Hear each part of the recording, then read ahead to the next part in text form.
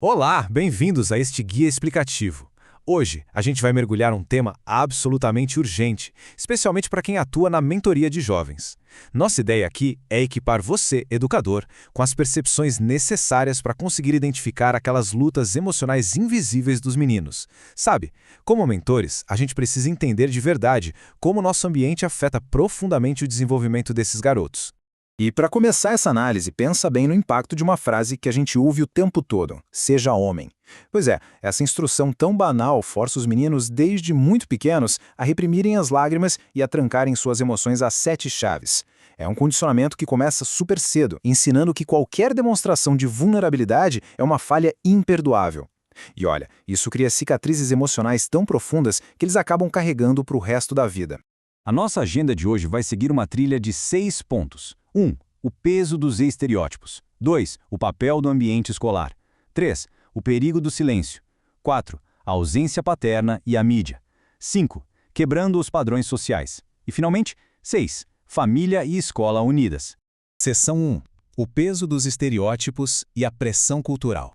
É fundamental a gente entender as mentiras que contam para os nossos garotos sobre o que significa ter valor na sociedade. A gente está falando de 3 grandes pilares ilusórios: a força física, o sucesso financeiro e a dominância. Esses 3 pontos criam um padrão simplesmente inatingível. A cultura basicamente diz que o valor de um menino se resume a isso. Então imagina só a frustração e a insegurança de um garoto que, em vez dos esportes, prefere a música, o teatro ou participar de debates. É um ciclo constante de inadequação.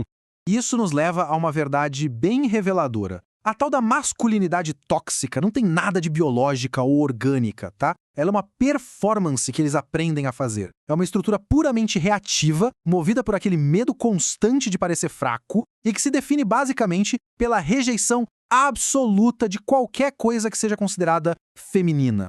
Bom, vamos para a seção 2. O papel do ambiente escolar como grande palco dessa dinâmica.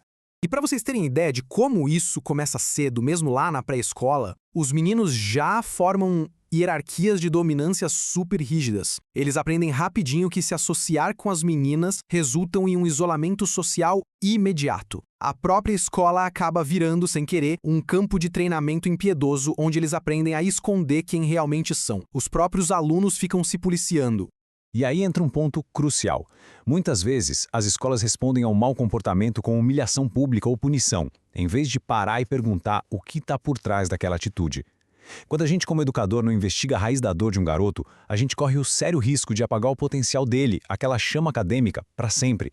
Eles simplesmente decidem que a escola não é o lugar deles. Isso nos leva à seção 3, o perigo do silêncio e o preço altíssimo de se calar. Forçar os meninos a se isolarem traz consequências severas. Se a gente observar a trajetória das amizades lá pelos 11 a 14 anos, eles querem muito ter amigos íntimos para compartilhar segredos. Mas dos 15 em diante, o medo de ser ridicularizado faz com que adotem uma linguagem super defensiva. É o famoso nada a ver, cara. Essa perda de intimidade deixa os jovens incrivelmente solitários. Não é à toa que muitos acabam recorrendo ao álcool ou a drogas lá na frente, só para conseguir relaxar aquela postura rígida e poder dar um abraço num amigo. Agora, para quem está na linha de frente da educação, diagnosticar esse sofrimento é um baita desafio. Por quê? Porque enquanto as meninas com depressão costumam se isolar e internalizar a dor, os meninos deprimidos geralmente agem mal. Eles ficam agressivos, barulhentos, indisciplinados. O problema é que essa agressividade quase sempre gera só punição e suspensão, quando na verdade o que eles precisam desesperadamente é de suporte psicológico. Para colocar isso em perspectiva, a taxa de suicídio entre eles é 5 vezes maior do que entre as meninas. E o mais triste, isso acontece exatamente na idade em que eles perdem o vocabulário emocional e param de expressar o que sentem. O silêncio é literalmente fatal. Seguindo para a seção 4, a ausência paterna e a mídia, evidenciando a falta de bons modelos. A gente precisa falar sobre um conceito vital chamado ferida paterna. Quando o menino cresce sem um pai presente para se espelhar, fica um vazio emocional gigante e ele vai buscar esse pertencimento e essa validação em algum lugar, certo? Infelizmente, eles muitas vezes encontram isso na rua, em grupos que ensinam que masculinidade é sinônimo de violência.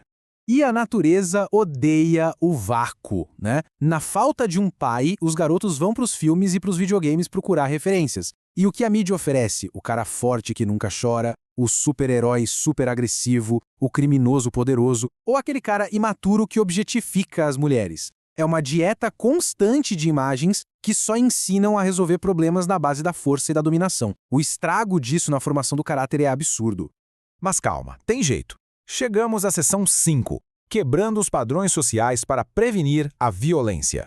Como educadores, a gente tem o poder de intervir e criar espaços seguros. Tem um exercício maravilhoso para a sala de aula chamado Exercício da Máscara. Funciona assim. Na frente de um papel, o menino desenha a cara de durão que lhe mostra para o mundo. No verso, ele escreve as emoções reais que esconde de todo mundo. Aí, todo mundo amassa o papel, joga para o alto e lê anonimamente o de um colega. O choque de realidade é instantâneo. Eles percebem que a raiva, o medo e a tristeza que sentem não são exclusividade deles. Todo mundo ali está passando pela mesma coisa.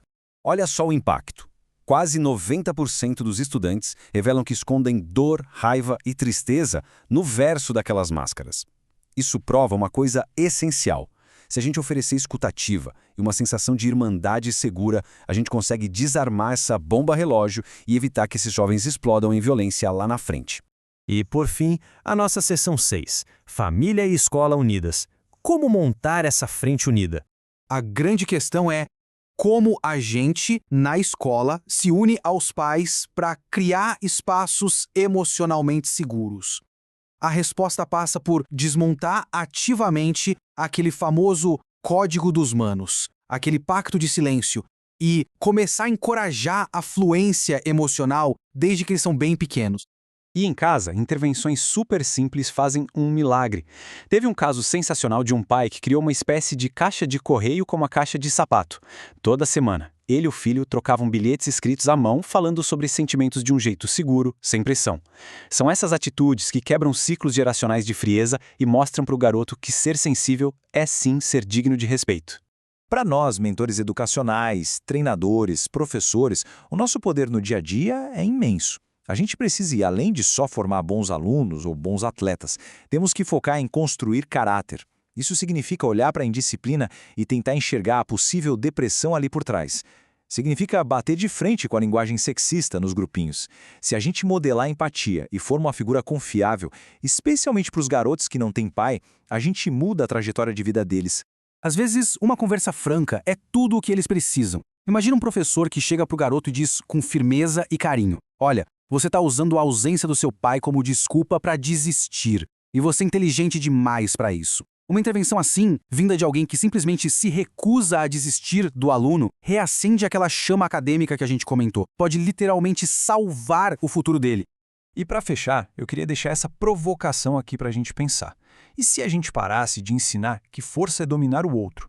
E se, em vez disso, a gente redefinisse a força como a coragem de defender a empatia, a justiça e a igualdade? Ajudando os nossos garotos a tirarem essa armadura pesada, a gente garante que nenhum deles vai precisar sofrer sozinho e em silêncio. A verdadeira inteligência emocional liberta. Obrigado por acompanhar essa nossa análise hoje e vamos juntos colocar tudo isso em prática nas nossas escolas e nas nossas casas. Até mais